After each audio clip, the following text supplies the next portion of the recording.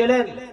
সেখানে যাওয়ার পরে যখন তার মুখের মধ্যে পানি ঢেলে দিবেন, ঠিক সেই মুহূর্তে তার পাশ থেকে আরেকজন সাহাবী বললেন, পানি পানি পানি। তখন সে বলল, ভাই আমাকে পানি পান না করিয়ে আমার ভাইকে পানি পান, আমার চাইতে আমার ভাইয়ের বেশি তৃষ্ণা আসবে। যখন তৃতীয় ব্যক্তির কাছে গেলেন, তৃতীয় সাহাবীর কাছে যাওয়ার তৃতীয় সাহাবী নশ্বর জগৎ ত্যাগ করে অবিনশ্বর জগতে পাড়ি দিয়েছে। দ্বিতীয় ব্যক্তির কাছে আসছেন, দেখা গেল দ্বিতীয় সাহাবীও ইহলোক ছেড়ে পরলোকে গমন করেছে। প্রথম সাহাবীর কাছে যখন আসলেন, আসার পরে দেখা গেল তিন রফিকে আলার সান্নিধ্যে চলে গেছে। তাহলে সাহাবায়ে কেরাম রিদওয়ানুল্লাহি আজমাইন নিজে পানি পান না করে তার ভাইকে পানি পান করিয়েছেন। সেই ছিল সাহাবায়ে কেরাম নিজেদের মধ্যে পরস্পর নিবেদিত প্রাণ আর ভ্রাতৃত্বের বন্ধন। এজন্য দুনিয়ার কোন মানুষ যদি একজন সাহাবীকে অনুকরণ করে, তাহলে সে হবে দুনিয়ার কল্যাণ আখিরাতের কল্যাণ, সেটাই তার জন্য নাজাতের জন্য দরিয়া হয়ে যাবে। মুহতারাম হাজিরিন, একজন সাহাবী যার নাম হলো সাঈদ ইবনে আমির আল-জুমাহি, যার ব্যাপারে ঐতিহাসিকগণ বলেছেন, সাঈদ ইবনে আমির রাজুলুন ইশতারাল আখিরা বিদ-দুনিয়া ওয়া আতারাল্লাহ রাসূলহু আলা সিওয়াহুমা। যেই সাঈদ ইবনে আমির আল-জুমাহি, যিনি দুনিয়ার বিনিময়ে আখিরাতকে ক্রয় করেছেন, ওয়া আতারাল্লাহ ওয়া রাসূলহু, যেই সাঈদ ইবনে আমির আল-জুমাহি আল্লাহ এবং আল্লাহর রাসূলকে দুনিয়ার সমস্ত কিছুর চাইতে প্রাধান্য দিয়েছেন। যে রাসূল কারীম সাল্লাল্লাহু আলাইহি সাল্লামের দুইজন খলিফা, হযরত আবু বকর, হযরত ওমর রাদিয়াল্লাহু তাআলা আনহু, তিনি যখন নসিহত করতেন তখন তারা কান পেতে শ্রবণ করতেন। তিনি যখন কথা বলতেন তখন তারা মনোযোগ সহকারে শ্রবণ করতেন। তখন সাঈদ ইবনে আমির আল-জুমাহি ওমর রাদিয়াল্লাহু তাআলার খেলাফতের সুলগ্নে তার সাথে সাক্ষাৎ করলেন। দাখালা আলা ওমর ইবনে আল-খাত্তাব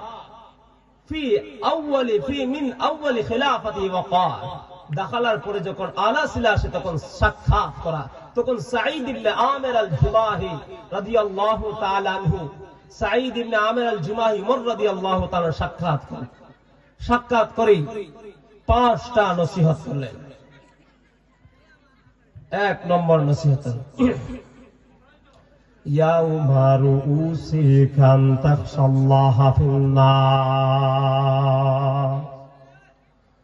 ওয়া লা তাখশান নাসা ফিল্লাহ।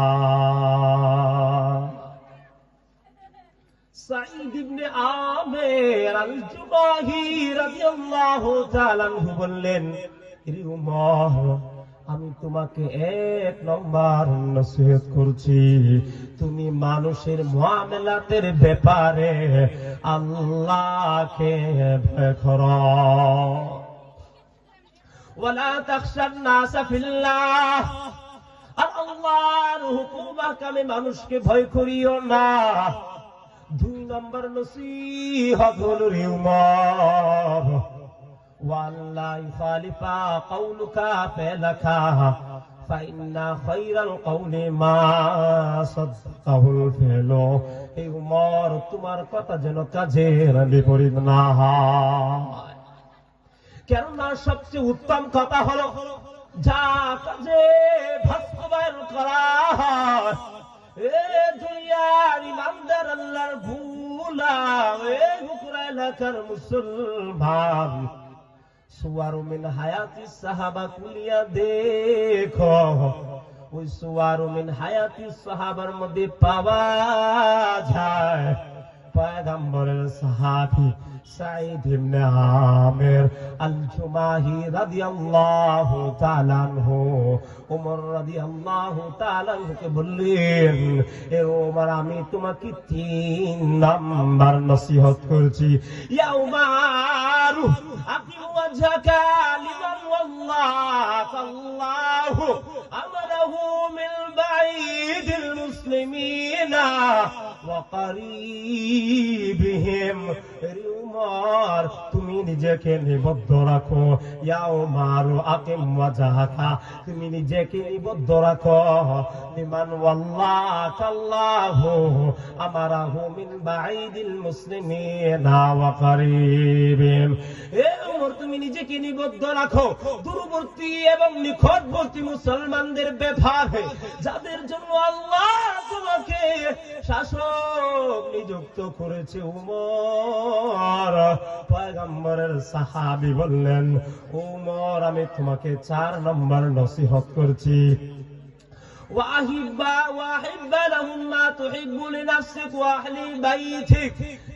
উমর, তুমি তাদের জন্য পছন্দ করো যা তুমি নিজের জন্য এবং পরিজনের জন্য পছন্দ করি। উমর, ওয়াকরা মা তাকরাহু লিনাফসিক ওয়া আহলি বাইতিক, আর তুমি তাদের জন্য পছন্দ করো যা তুমি নিজের জন্য এবং পরিজনের জন্য পছন্দ করো। এ দুনিয়ার ইমানদার আল্লাহর গোলাম, কথাগুলো দিলের কান লাগায় শ্রবণ করেন। পয়গম্বরের সাহাবী সাঈদ ইবনে আমির আল জুমাহি রাদিয়াল্লাহু তাআলা আনহু বললেন, হে উমর, আমি তোমাকে 5 নম্বর নসিহত করেছি। ওয়াখুদিল গামারাতি ইলাল হক ওয়ালা তাখাফিল্লাহ ওয়ালা তাখাফিল্লাহি লাওমাতা লাহিম। তুমি হকের রাস্তায় কষ্টকে সাদরে গ্রহণ করি উমর। ওয়ালা তাখাফিল্লাহি লাওমাতা লাহিম, আর তুমি নিন্দুকের নিন্দায় কখনো ভয় করিও না। এমন সময় খলিফাতুল মুসলিমিন উমর রাদিয়াল্লাহু তাআলা আনহু বললেন, ও সাঈদ, এই কাজ কার পক্ষে সম্ভব? এমন সময় সাঈদ ইবনে আমির আল জুমাহি রাদিয়াল্লাহু তাআলা আনহু, তোমার মতন লোকের সম্ভব যাদেরকে আল্লাহ তাআলা এই উম্মতের শাসক নিযুক্ত করেছে। এমন সময় উমর রাদিয়াল্লাহু তাআলা আনহু বললেন, সাঈদ, ও সাঈদ, আমি তোমাকে হিমসের গভর্নর নিযুক্ত করতে চাই। আর হিমস হলো তদানীন্তন সময়ের এক বাণিজ্যিক শহর। আমি তোমাকে হিমসের গভর্নর নিযুক্ত করতে চাই রে সাঈদ। সাঈদ ইবনে আমির আল জুমাহি বললেন, ইয়া উমারু নাসাতুকাল্লাহ আল্লাহ তাফতিনানি। হে উমর, তুমি আমাকে দুনিয়ার ফিতনায় ফেলে দিও না। ক্ষমতা দেওয়া হয়, তারপর ক্ষমতা নিতে চায় না। কিন্তু আমার দেশের এমপি মন্ত্রীরা, আমার দেশের প্রধানমন্ত্রীরা এই ক্ষমতা নেওয়ার জন্য হাজারো মানুষকে শহীদ করেছে, হাজারো মায়ের বুককে খালি করেছে। আর সাঈদ ইবনে আমির আল জুমাহিকে ক্ষমতা দিতে চায় কিন্তু নিতে চায় না। এমন সময় ফাগাদিবা উমারু ফাকাল ওয়াইহাকুম। উমর রাদিয়াল্লাহু তাআলা আনহু রাগান্বিত হয়ে বলল, হে সাঈদ, হে সাঈদ, তোমরা তোমাদের জন্য আফসোস হয়। তোমরা খেলাফতের গুরুতর দায়িত্ব নিয়া আমার কাঁধের উপর চাপাইয়া তোমরা আমার থেকে দূরে চলে গিয়েছো। খোদার কসম, আমি তোমাদের কাউকে ছাড়ব না। এই কথা বলার পর সাঈদ ইবনে আমির আল জুমাহি রাদিয়াল্লাহু তাআলা আনহুকে হিমসের গভর্নর নিযুক্ত করার পর, এইদিকে হিমসের গভর্নর নিযুক্ত করার পর খলিফাতুল মুসলিমিন ওমর ডাক দিয়ে বলেন, ও সাঈদ, আমি কি তোমার জন্য বাতা নির্ধারণ করব না? সাঈদ ইবনে আমির আল জুমাহি রাদিয়াল্লাহু তাআলা আনহু ডাক দিল, উমর, সরকারি কোষাগার থেকে আমাকে যে ভাতা দেওয়া হয় তাই তো আমার প্রয়োজনের অতিরিক্ত, অথবা আমি অতিরিক্ত সম্পদ দিয়ে কি করব? তখন সাঈদ ইবনে আমির আল জুমাহি রাদিয়াল্লাহু তাআলা আনহু হিমসে চলে গেলেন। হিমসে যাওয়ার পর হিমস থেকে একটা প্রতিনিধি দল খলিফাতুল মুসলিমিন উমর রাদিয়াল্লাহু তাআলা আনহু, উমর রাদিয়াল্লাহু তাআলা তাআলা আনহুর কাছে আসলেন।